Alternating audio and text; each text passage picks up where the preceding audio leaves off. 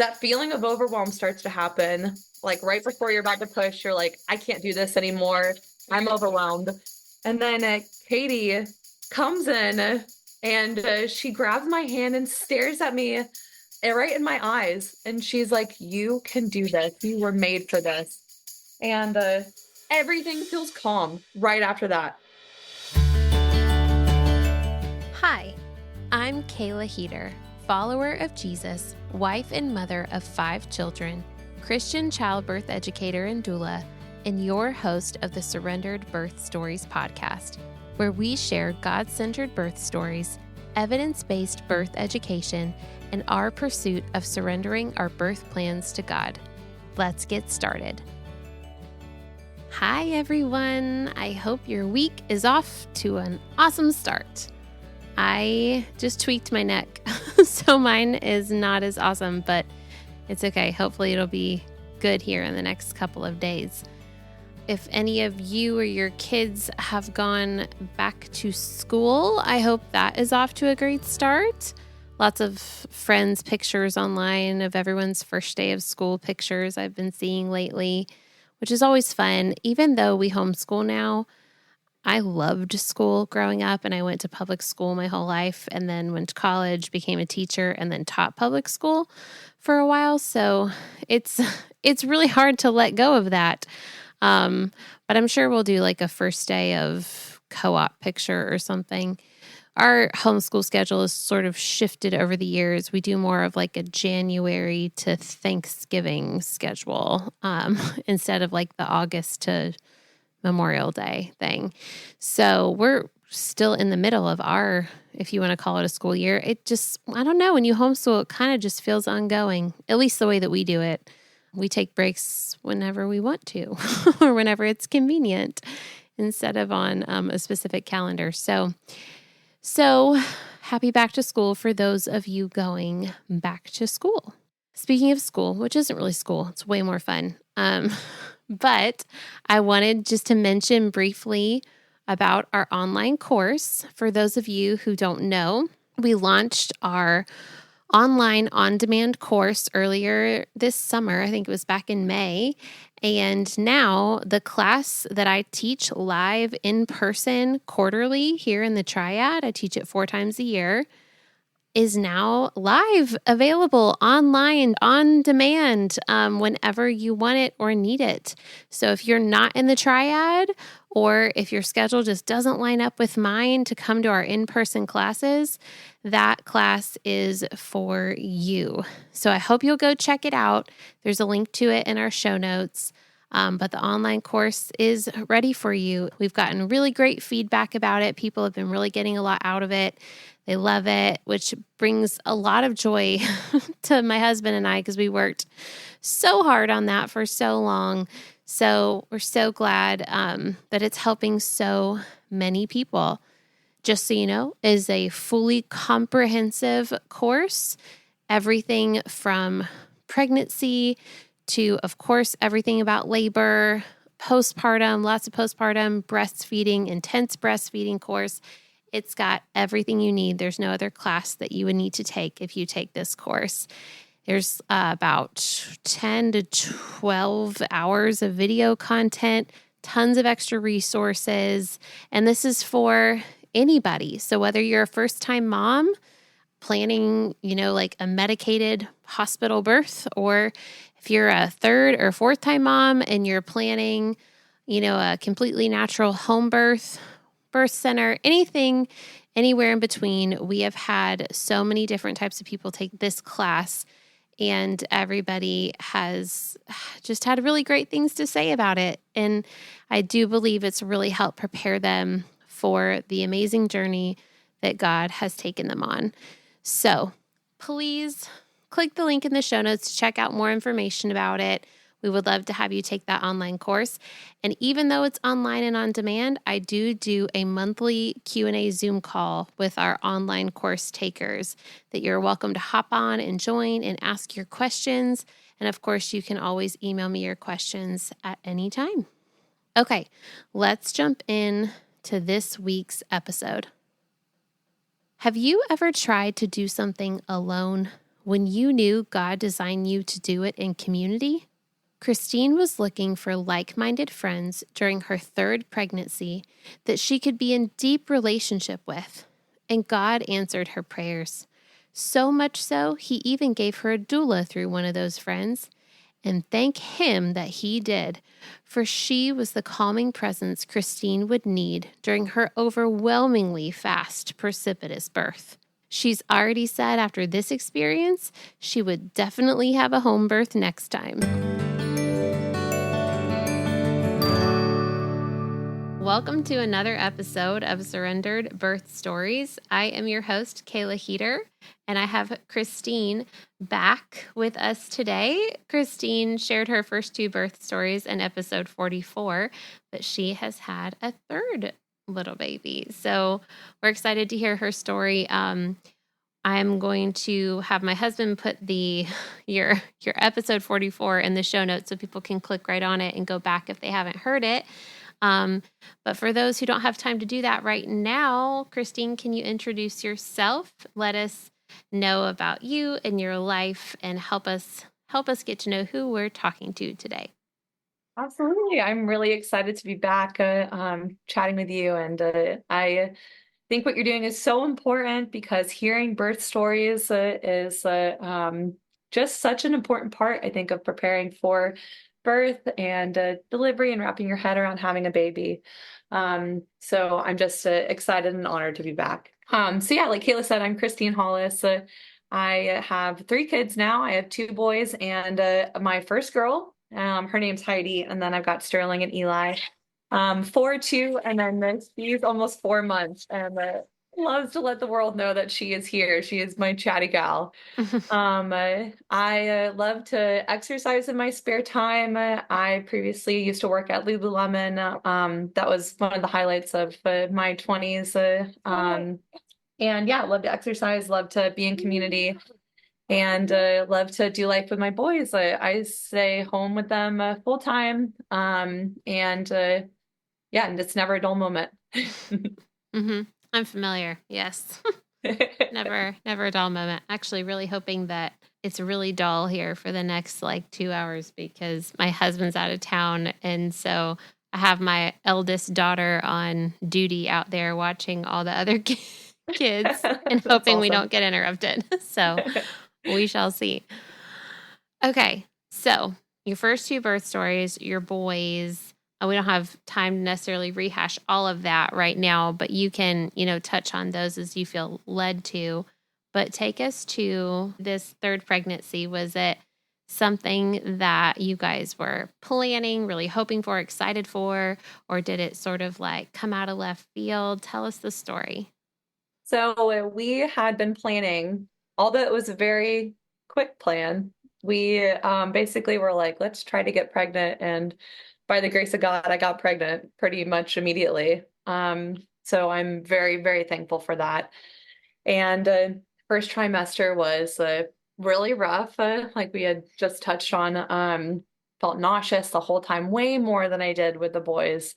Went into a second trimester just not throwing up, but just dry heavy, very tired. And then around second trimester, came out of that, and since I had experienced running around with a toddler before while I was pregnant, it just kind of felt like we were continuing to do life. And while I was pregnant, actually, let me take you back to right before I got pregnant. I had been praying about finding a group of friends that were like-minded, were Christians, and would just be deep, meaningful friendships. And I've been praying for that for a while. And right before I got pregnant with Heidi, I found this group of women that has just transformed, I guess, my life, since having kids. I had friends before having kids and still have the same friends too, but there's just something different about having friends in the same season that you're in, and friends that are also leading you towards Christ too. Yeah, so I have been consistently meeting with them for a few days during the week, And throughout the pregnancy, we would go to our co-op meetings and go to various parks, go to museums, libraries. And so it was a great way to, like I said, just be around other women who are in the same season of life, are encouraging and can also help keep us busy during that time too. How did you find those friends? So originally I found them actually through Facebook. I was in this Crunchy Moms, Five Crunchy Moms Facebook group. Triad Crunchy Moms. I'm Yes. familiar. You tried Crunchy Moms, and I'm sure a lot of listeners are familiar too. But one of my good girlfriends who ended up being my doula as well put in there like, hey, I have kids that are 4 and 2. Like, I'm looking for a friendship. I like to exercise. I love God, and I am planning on homeschooling. And I was like, me, I'm interested. I'm looking for friends too, and just put myself out there. And we had met up at a creek, and then we started. Inviting other moms who said that they were looking for the same thing. And then it just kind of organically grew from there. But it was just like putting ourselves out there and just saying like, yes, let's check it out. Let's try this. That's awesome. One of the benefits of social media. I know social media has so many downfalls, but that is one of the benefits is that you can just put yourself out there and say, "Hey, like this is what I'm looking for. Who else is looking for this too?" Yeah. That's really cool. Yeah, absolutely. So, if they didn't listen to your first, they don't know how your first births went, but give a short, tiny little summary of the kind of births you were planning the first 2 times and how they went, and then how you went about planning this birth. Where were you going to deliver? What kind of birth were you going to have, and all that kind of stuff.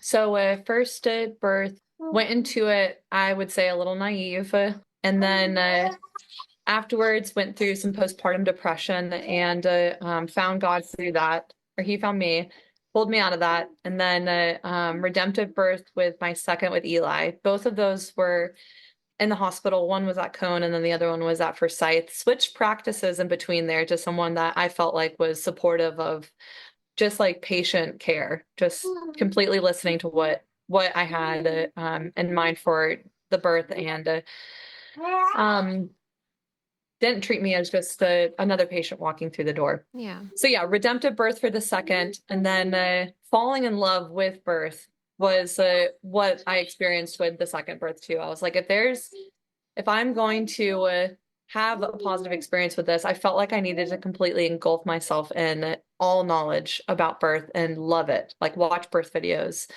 and just recognize the extremely beautiful and powerful thing that God created us to do with our bodies. So taking that knowledge into this birth and prepping for that, didn't feel like I needed to necessarily prep as much since I already had that experience with my second unmedicated, wanted to have unmedicated with this one as well. So I didn't really prep like as much. There were times honestly where I was texting my friends who had had their third baby and I was like, did you also like not really kind of prep? You just were like praying about it and just kind of like refreshing on things. But I felt like with my second, I really dove deep and like try to learn as much as I could. And with the third, I was like, okay, like what was that thing? Let me just refresh. All right, I'm good. So yeah, that was the experience with as far as like knowledge goes. And I did hire a doula with this one as well. I hired my good friend Katie, who's with the Nurtured Mother Birth, and Yeah. I would use her obviously as a resource too. Cool. So you were planning another unmedicated hospital birth back at Forsyth then? Yes, and I honestly kind of wanted a home birth, but I couldn't get my husband completely on board. So if we do have another one though, and we'll get more into this later, I will have a home birth, and I think it will be necessary to have a home birth because of just how quickly everything went with Heidi's birth. Wow. Okay. We're with our doula friend, which is wonderful. I know Katie, she's amazing. And you're planning this unmedicated birth. We've prepped as much as refreshing our brains and praying over this birth. So then tell us, how does labor start? How far along are you when you go into labor? Give us the story. I had prodromal labor, so off and on contractions inconsistently for a few weeks, starting probably at like 37 weeks, which is very similar to how it was with my first and my second. And I even experienced Braxton Hicks pretty early on. Like I could feel it around like 20 to 25 weeks. And so with Heidi, had the prodromal labor for a few weeks, and I get to 40 weeks, and I get a membrane sweep done. And she's like, I don't think I can even do a membrane sweep because she's so low. Her water sac is right above her head, and you're already like 3 centimeters dilated. I could stretch you to a 4. And at that point, the contractions were noticeable, but I wouldn't say painful. And over the next couple of days, so I went past 40 weeks over the next couple of days, continuing to have those off and on contractions, like on edge, like when is this going to start? I feel like my water's going to break at any minute. I even drove around with a towel underneath me just in case. Because I've heard third babies can come quicker or they can be wild cards and just be completely different. So It's I have true. no idea what to expect. And it really was this time, I think, once I hit 40 weeks of like, oh man, I really need to be patient. That was like testing my patience and my trust in God and his timing. And so many thoughts popped in my head of like, oh, what if like this happens or what if this goes wrong? Just the anticipation of it all. And I was talking to Katie about it. And this is why it's just so important to have friends that are encouraging and Christ-centered, because she said to me, she was like, that is not God putting those thoughts in your head. Like he is faithful, and what you're thinking about is not, that's the enemy putting fear in you, just the anxiety. And so that was so encouraging to hear, and messaging other friends who are similarly encouraging. So a few days pass, continuing to wonder when it's going to start, and getting our hopes up. I felt like I kept texting Katie, like, this might be it. At 40 weeks and 5 days, I wake up at 3 o'clock in the morning and shoot out of bed. My son is with me because he had a bad dream. So my husband is sleeping downstairs so we can have our bedroom. And I shoot up out of bed, quietly walk downstairs, and I'm like, Chris, I think I have to poop. I don't know what's going on. I just feel like I have a lot of gas right now. Like, and he was like, okay, I guess I'll call Katie. And so I go to the bathroom and I'm like, my whole stomach just feels like tight. Like I feel like I just feel like I have a lot of gas. And she's like, okay, well, just let me just come over and see what's happening. And then 5 minutes after we hang up the phone with her, I start to get those contractions that feel like I need to like moan through them. I need to take those deep breaths. I need to be vocal. And that's when I told Chris to call our neighbor to come over so he could stay with the kids while they were still asleep at night. And we were going to immediately leave to go to the hospital. And Wait, so did Katie make it to your house or did she just divert and go to the hospital? she diverted and went to the hospital because as soon as we realized that we needed to go, I had him call her back and say, hey, we need to reroute. We're going to the hospital. So we were on our way to Forsyth. I'm about 18 minutes from there. And since it's the middle of the night, we get there pretty much like within 18 minutes. And pull in at like 3:50. So we leave the house at 3:30, get there around 3:50, pull in, wheels up, walk in, go to the concierge or whatever to be like, hey, I'm in labor. I need to go up to the room. And so Chris is like, I'm gonna go pull the car around. Like, why don't you stay here? And I'm clinging to him. Like, no, you're not. Don't leave me. And it's so funny because on his visitor ID with the picture on it, there's me clinging to him like this. And so we walk upstairs, get off the elevator. At this point, I go to my hands and knees, and I'm like about to give birth in the hallway. It feels like. And Chris is like, oh, we're here for a birth. We need a room now. And so he calls the nurse to come over. The nurse and Chris help me into the room. Katie's on her way. They bring me into the triage room. They try to check me, and I'm like, I don't need to be checked. I'm like about to give birth. And it's crazy because like I'm able to vocalize this while I'm in transition at this point. And then they wheel me on the bed into the birthing room. So like I they take you from triage to labor and delivery. Yes. Okay. And so then in that bed, I move over to the next bed. It's right next to each other. I'm on my hands and knees. That feeling of overwhelm starts to happen. Like right before you're about to push, you're like, I can't do this anymore. I'm overwhelmed. And then Katie comes in and she grabs my hand and stares at me right in my eyes. And she's like, you can do this. You were made for this. And everything feels calm right after that. Like I was feeling so overwhelmed. Everything was so chaotic. Everybody's rushing around. Chris is by my side, helping the best he can. And then when she comes in, it's just calm. Like I feel like the Holy Spirit entering through the room, and like his presence was there. And worship music is playing. I don't know how she got it going so quick. And before I know it, I'm about to push. And all of this is happening within an 18-minute time span from the time that I get to the hospital to I birth Heidi. Oh my goodness, that's so fast. It was insane. And then I push her out in like one big push, and then they hand her to me, and it's just, I'm just filled with this overwhelm of like, oh my goodness, that was so crazy. I feel like I just suddenly got put on a roller coaster ride, and then now I'm done with it. Right. Wow, what a whirlwind. Yeah. So that's what we call a precipitous labor, right? Under 3 hours, but that sounded like almost under one. Okay, so what time was she born? So she was born at 4:08, and I woke up at 3. around like 3:15, like with that big powerful contraction that I didn't recognize. So like less than an hour or Yeah. less than an hour. Wow. That is wild. Yeah. Wow. So so how long did it take your brain to catch up with your body? I feel like it took that whole day, like that whole Yeah. next day. And what was so weird and why I want to have like a home birth next time for many reasons, but we were just bored, like just sitting around at the hospital, like, and having everybody come and check us in, especially like being third time. And because everything went so smooth, like it's, thank goodness we didn't have any issues or anything happen.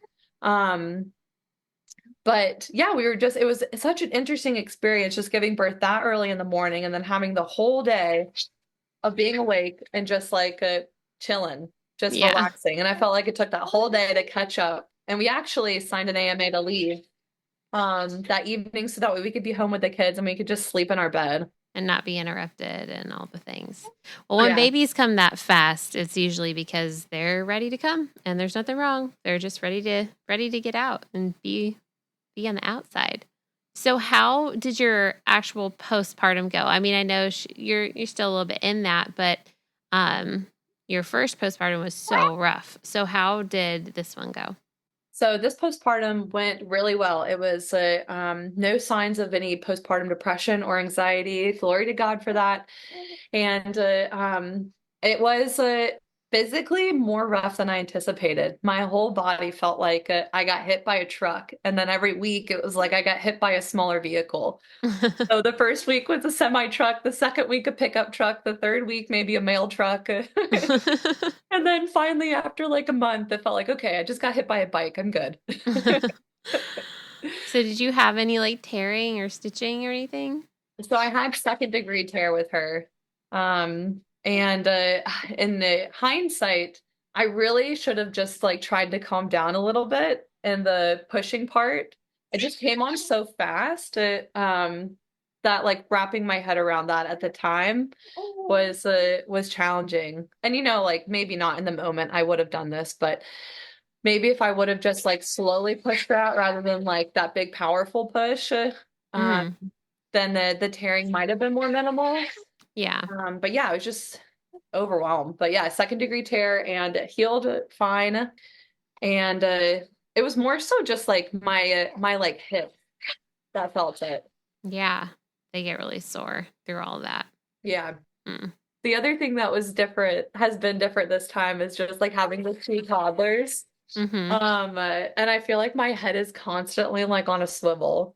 Um, Oh, yeah. there's been so many times during the day where I have to just like stop and pray. I'm like, Lord, just get me through this day because everybody has needed me for every single second, and I'm Hmm. pulled in so many different directions. Did you feel like that with your third one too? And then consecutive kids. Yeah. So, okay.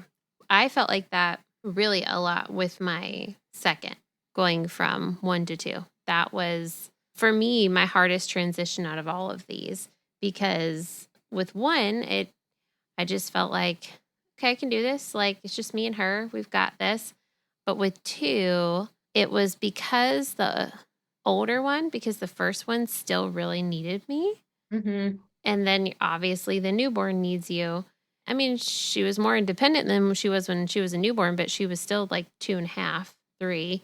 So like still she was still in a diaper. She was still needing help with all the things. So it was like it felt very overwhelming to me Hmm. to be constantly needed by two humans all day long. When I had my third, it was a little bit of a different situation because at the time that I had my third, I was working full time. And so my kids were in like full time daycare. Okay. So, like, they were gone during the day. So, when I was on maternity leave, I actually just had my baby and wasn't really home alone with all three littles. So, it made it seem easier simply because of that, like, life circumstance. Now, when I ended up having my fifth, I was home full time again. And so I had all the kids with me all day, every day. But by that point, my oldest was she was 9, almost 10. So it was like, for me, it wasn't like I had to take care of her, or take Yeah. care of even my older son. It was, and they were helpful. They were helping me with the babies and helping me with the toddlers and then, entertaining them and playing with them. So it honestly got easier for me. So for me, my hardest transition was from one to two. Mm. And then after that, I feel like it's gotten easier. But I remember, Christine, when I got pregnant with my third, I was not working full time. And my very first thought was, how am I going to do this all day, every day with three little people who need me constantly? Like, I can't do it. Like, that's the day I started looking for a job. Actually, I was already looking for a job, but yeah. So, yes, I can relate. I totally understand exactly what you're saying about the needing to be needed all day by everybody all the time. I Yeah. promise it gets easier. I promise it does. Yes. I Much, mean, much easier. even the like little bit, because she'll be 4 months next week, and even that little bit of extra, just like her being able to be set down for a little while, knowing that she's in her play mat, she's like enjoying looking around, like Yeah. not nursing constantly. Like it's like we're slowly inching towards that ease and like rhythm with having all the kids. Yes. But most of the time, I do feel like, whoa, like everybody needs me. And you're cleaning up 1,500 messes a day because that's what Oh, I a feel like I'm zillion doing messes. still. Yes. Still to this day, cleaning up so many messes. Oh, a zillion messes. So, through this third birth experience, what do you feel like God taught you? The importance of friendship and community and stepping outside of your comfort zone. But even if it feels really challenging and just too difficult, like it's too difficult to get the kids in the car, so I just won't go. To just fight that feeling and just go anyway.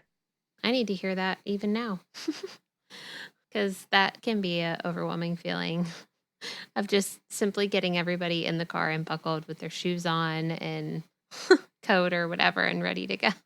Oh my goodness. Absolutely. It's amazing to me whenever I get an opportunity to just go somewhere by myself, like how Uh-huh. quick I can just walk out of the door. Uh-huh. And how quick you can just walk into wherever you're going, like, Yeah. and how quickly you can leave when it's time to go. Yeah. So yeah, I think that's what he's taught me through the season is just the importance of like good community, of like good friendship and creating that village for yourself. Yeah. And praying about it, like just really like praying with to him. Like he wants to hear what we have on our minds. And he wants to hear our cares, even if it's like, Lord, like help me find some like loving friends. And like praising him and reminding yourself that like all good things come from him. Yes, they do. Any last advice for, I mean, that kind of is great advice, what God taught you, but anything else you would want to say to any expecting parents out there? I think to add to that, maybe just like love, just like try to love like the experience and like the waiting. Like I think through this birth, being over my due date by 5 days, those 5 days felt like my whole pregnancy. Mm. Like they were so long, and this is on my mind too because my sister is also pregnant and she's due on Tuesday. Oh, And so I'm just thinking like what I've been like encouraging her is that like your body is smart and wise. And this is something that Katie and then one of my other good friends told me was just like you're working with your baby to be born, for them to be born. And just rest in that. That there's things that you can do, like the mile circuit or walking or whatever. And in those last couple of days, just like resting and having the patience. Because, more than likely, most of the time, your body will do its thing. that's right. That's what it was designed to do. Mm-hmm. Well, thank you, Christine. Thanks for coming back on and sharing Heidi's story and just being such an encouragement for people. I really appreciate it. Thank you for having me back on. Like I said, it's just such an honor and love the work that you're doing. Well, thanks. Thank you so much for listening to today's episode. You can reach me at Surrendered Birth Services on Instagram or email me at contact@surrenderedbirthservices.com. Be sure not to miss an episode by hitting the follow button. Also, we'd love for you to leave a written review of the show so that more people's births and lives can be changed by the love of Jesus and the empowerment of accurate birth education. If you really enjoyed this episode in particular, please take a screenshot of it and post it to your Instagram story, tagging Surrendered Birth Services. If you would like to be a guest on the Surrendered Birth Stories podcast, please click the link in the episode show notes to fill out your interest form. Also, if you're interested in taking my childbirth classes, birth consultations, or having me as your birth doula, please click on the link in the show notes to take you to my website for online and in-person options. Just as a reminder, this show is not giving medical advice, so please continue to see your personal care provider as needs arise. We hope you have a great week, and remember, learn all that you can, make the best plans, and then leave it in God's hands. Sorry, I just heard. Oh, you're fine. Hold on just a second. Take your There's time. some intense screaming coming from outside the door. Just give me a sec. Yeah, you're fine. Okay. I'm really sorry about that. You're fine. I totally get it. It's a bit of a bomb I had to diffuse, but everyone's okay. No one's bleeding or broken or anything. Good. Which is what I really wanted to verify. That should be our other title as moms, just like bomb diffusers. Uh-huh. Psh, yes.